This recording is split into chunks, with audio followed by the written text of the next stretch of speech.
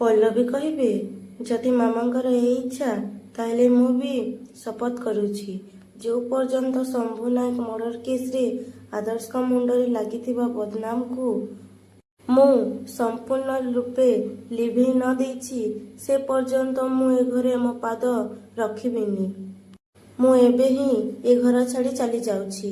ତାପରେ ରୁବି ତାଙ୍କ ରୁମ୍ରେ ଯାଇ ଏମଏଲ୍ଏକୁ କଲ୍ କରିବେ ଆଉ କହିବେ, ପଲ୍ଲବୀକୁ ପୁଣି ଥରେ ଫସାଇବା ପାଇଁ ଆପଣଙ୍କୁ ବହୁତ ବହୁତ ଧନ୍ୟବାଦ ଏମଏଲ୍ଏ ସାର୍। ଆଦର୍ଶ ବିରୁଦ୍ଧରେ ନୂଆ ପ୍ରମାଣ ଠିଆ କରି ଆପଣ ତ ମୋର ପୁରା ବାଜି ହିଁ ପଲଟେଇ ଦେଲେ।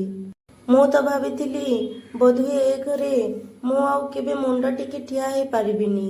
ତାପରେ ଏମଏଲ୍ଏ କହିବେ, ମ୍ୟାଡାମ, ସିଂହ ଯେତେବେଳେ ଶିକାର କରେ ପ୍ରଥମେ 2 ପାହାଚ ପଛକୁ ଯାଏ, ତାପରେ ଶରୀରର ସବୁ ବଳ ଏକାଠି କରି ଶିକାର ଉପରକୁ କୁଦି ପଡ଼େ।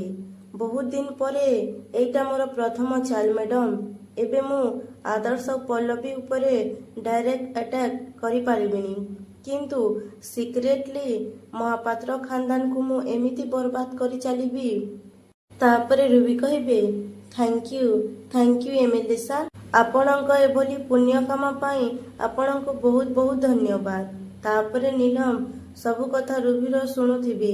ତାପରେ ରୁବି ନୀଲମକୁ ଦେଖି କଲ୍ କାଟିଦେବେ।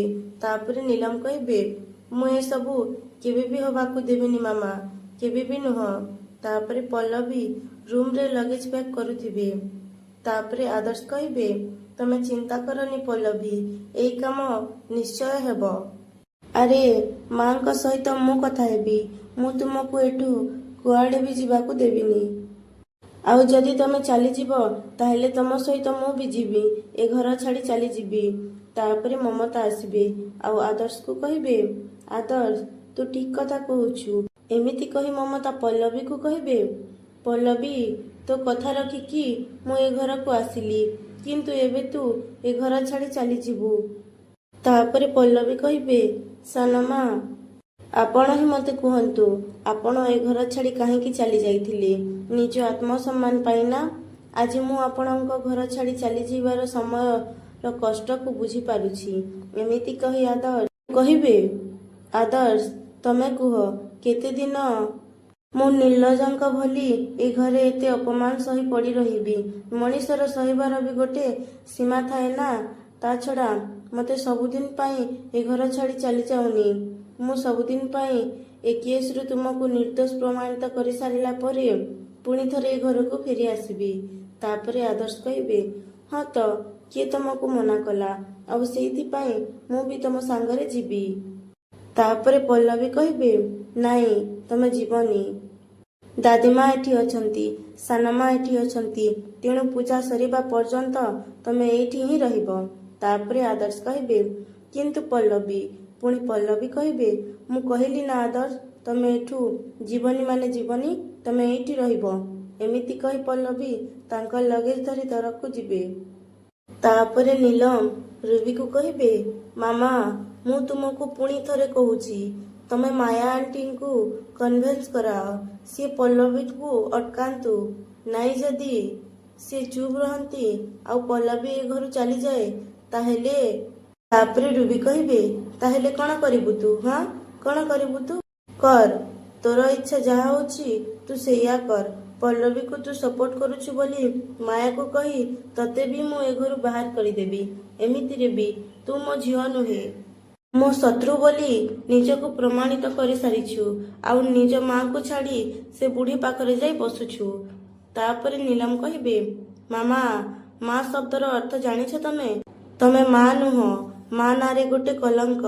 ତମ ଭଳି ସ୍ତ୍ରୀ ଲୋକ କେବେ କାହା ମା ହେବା ଉଚିତ ନୁହଁ। ତାପରେ ରୁବି କହିବେ, ନୀଲମ। ତାପରେ ନୀଲମ କହିବେ, ମୁଁ ତୁମକୁ କେତେଥର କହିଛି ମାମା, ସେ ହଜବ୍ୟାଣ୍ଡ ମୋର ଗୋଟେ ମଣିଷ ନୁହେଁ, ଗୋଟେ ଗଧିଆ। ସେ ମୋତେ ଝୁଣି ଝୁଣି ଖାଇଯିବ। କିନ୍ତୁ ତମେ ସବୁ କିଛି ଶୁଣିଲା ପରେ ବି ଚୁପଚାପ ରହିଲ, ସତେ ଯେମିତି ମୋ କଷ୍ଟ ତମକୁ କିଛି ବି ଫରକ ପକେଇଲା ନାହିଁ। ଏଠି ତମେ ମୋତେ ସପୋର୍ଟ କରିବା ବଦଳରେ ମୋ ସହିତ ଶତ୍ରୁ ଭଳି ବିହେଭ୍ କରୁଛ। ମୋର ଯାହା ଇଚ୍ଛା ହେଉଛି ମୁଁ କରିବି, ଏ କଥା ତମେ ମୋତେ ଏବେ କହିଲ ନା ମାମା? ଠିକ୍ ଅଛି। ମୁଁ ଏବେ ମାୟା ଆଣ୍ଟିଙ୍କୁ ଆଗରେ ଯାଇ ତମ ବିଷୟରେ ସବୁ ସତ କଥା କହିବି। ତାପରେ ରୁବି କହିବେ, କ'ଣ ସତ କହିବୁ? ହଁ, କ'ଣ ସତ କହିବୁ? ମାୟା ମୋ ବିଷୟରେ ସବୁ ସତ କଥା ଜାଣେ। ତାପରେ ନୀଲମ କହିବେ, ସତରେ ମାମା, ଆଣ୍ଟି ତମ ବିଷୟରେ ସବୁ ସତ ଜାଣିଛନ୍ତି?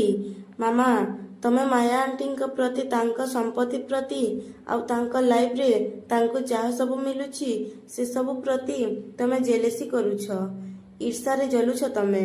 କ'ଣ ଏକଥା ବି ମାୟା ଆଣ୍ଟି ଜାଣିଛନ୍ତି? ଆଉ ସେଇ ଈର୍ଷା ଯୋଗୁଁ ସହି ନ ପାରି ତମେ ତାଙ୍କ ଘର ଭାଙ୍ଗୁଛ, ପଲ୍ଲବୀଙ୍କୁ ହଇରାଣ କରୁଛ, ଆଦର୍ଶକୁ ଶାନ୍ତିରେ ରଖେଇ ଦଉନ। ଆଉ ମାୟା ଆଣ୍ଟି ଆଉ ଆନନ୍ଦ ଅଙ୍କଲଙ୍କ ଭିତରେ ଯାହା ବି ସବୁ ଡିଷ୍ଟର୍ବାନ୍ସ ହଉଛି ସେଇ ସବୁର କାରଣ ହଉଛ ତମେ। ଏ କଥା ବି କ'ଣ ମାୟା ଆଣ୍ଟି ଜାଣିଛନ୍ତି? ତାପରେ ରୁବି ଅଚାନକ ନୀଲମର ତଣ୍ଟିକୁ ଧରିବେ ଆଉ କହିବେ, ତୋ ଭଳି ଝିଅକୁ ଜନ୍ମ ଦେଇ ମୁଁ ବହୁତ ଭୁଲ ବଡ଼ କରିଦେଇଛି। ମୁଁ ତୋତେ ଜନ୍ମ ଦଉ ଦଉ ମାରି ଦେଇଥିଲେ ବହୁତ ଭଲ ହେଇଥାନ୍ତା। କିଛି ନାହିଁ, ଏବେ ବି କିଛି ଡେରି ହେଇନି, ସେ କାମକୁ ମୁଁ ଆଜି ଶେଷ କରିଦେବି। ତାପରେ ନୀଲମ କହିବେ, ଛାଡ଼ ମତେ ମାମା, ଇଏ କ'ଣ କରୁଛ? ତାପରେ ରୁବି କହିବେ, ମାରିଦେବି ତତେ, ମର କହୁଛି, ମୋ ଜୀବନକୁ ପୁରା ନର୍କ କରି ସାରିଲୁଣି ତୁ। ତାପରେ ରିମଝିମ୍ ଆସିବେ ଆଉ କହିବେ, କ'ଣ କରୁଛନ୍ତି? ଛାଡ଼ ରୁବି ଆଣ୍ଟି, ଆପଣ ତାକୁ ଜୀବନରୁ ମାରିଦେବେ ନା କ'ଣ? ତାପରେ ନୀଲମ କହିବେ, ତମେ ଏ କ'ଣ କରୁଥିଲ ମାମା? ଯଦି ମୁଁ ମରିଯାଇଥାନ୍ତା ତାହେଲେ? ତାପରେ ରୁବି କହିବେ, ମରିଯାଇଥିଲେ ଭଲ ହେଇଥାନ୍ତା। କ'ଣ ହେଇଥାନ୍ତା? ହଁ, ଅତି ବେଶୀରେ ମୁଁ ଜେଲ ଯାଇଥାନ୍ତି, ଫାଶୀ ହେଇଥାନ୍ତା, ମତେ ହେଇଯାଇଥାନ୍ତା ଫାଶୀ। ଏମିତି ଜୀବନ ପାଇବା ଅପେକ୍ଷା ମରିଯିବାଟା 100 ଗୁଣ ଭଲ, ମରିଯାଇଥାନ୍ତି ମୁଁ। ତାପରେ ନୀଲମ ଯାଇ ପାଣି ପିଇବେ ଆଉ କହିବେ, ଆଜି ଆମ ଦୁଇ ଜଣଙ୍କ ଭିତରେ ଯେଉଁ ଟିକକ ବି ସମ୍ପର୍କ ବନ୍ଧନ ବାକି ଥିଲା ସେଇଟା ବି ଆଜି ତୁଟିଗଲା ମାମା। ଆଉ ଆଜିଠୁ ତମେ ମୋର କେହି ନୁହଁ। ଆଉ ହଁ, ଟିକେ ବି ସମୟ ନଷ୍ଟ ନ କରି ଶୀଘ୍ର ଯାଇ ପଲ୍ଲବୀଙ୍କୁ ଅଟକାଅ, ନହେଲେ ଏ ଘରେ ତମର ପ୍ରକୃତ ଉଦ୍ଦେଶ୍ୟ କ'ଣ ମୁଁ ସମସ୍ତଙ୍କୁ କହିଦେବି। ଠିକ୍ ଅଛି, ଲାଗୁଛି ମୋତେ ହିଁ ଏବେ ମୁହଁ ଖୋଲିବାକୁ ପଡ଼ିବ। ଏମିତି କହି ନୀଲମ ଚାଲି ଯାଉଥିଲା ବେଳେ ରୁବି କହିବେ, ରହ। ଏମିତି କହି ରୁବି ଚାଲିଯିବେ। ତାପରେ ଗୌରବ ପଲ୍ଲବୀକୁ କହିବେ, ପଲ୍ଲବୀ, ତମେ ଇଏ କ'ଣ କରୁଛ? ତମେ ରୁବି ଆଣ୍ଟିଙ୍କ ଚକ୍ରାନ୍ତରେ ପଡ଼ି ଘର ଛାଡ଼ୁଛ। ତମେ ଭଲ ଭାବରେ ଜାଣିଛ ସେ ଲୋକ କେମିତିକା, ମତେ କିଏ ଆରେଷ୍ଟ କରେଇଥିଲା। ଦେଖ, ମୋ କଥା ମାନ, ତମେ ରହିଯାଅ, ନହେଲେ ମୁଁ ବାଧ୍ୟ ହୋଇ ମତେ କିଏ ଆରେଷ୍ଟ କରେଇଥିଲା ସେ ସବୁ କଥା ମୁଁ ସମସ୍ତଙ୍କ ଆଗରେ କହିଦେବି। ତାପରେ ପଲ୍ଲବୀ କହିବେ, ନାଇଁ ଭାଇ, ମୁଁ ରୁବି ମାଉସୀଙ୍କ କଥାରେ ଏ ଘର ଛାଡ଼ିକି ଯାଉନି, ମୁଁ ଏ ଘର ଛାଡ଼ି ଯିବାର ଅଲଗା କାରଣ ଅଛି। ତାପରେ ଗୌରବ କହିବେ, କ'ଣ କାରଣ ଅଛି କୁହ, କ'ଣ କାରଣ ଅଛି? ତାପରେ ପଲ୍ଲବୀ କହିବେ, ମୁଁ ସେ କଥା ଆପଣଙ୍କୁ ପରେ କହିବି, କିନ୍ତୁ ଭାଇ ପ୍ଲିଜ୍ ଏବେ ଆପଣ ମୋତେ ଟିକେ ଯିବାକୁ ଦିଅନ୍ତୁ।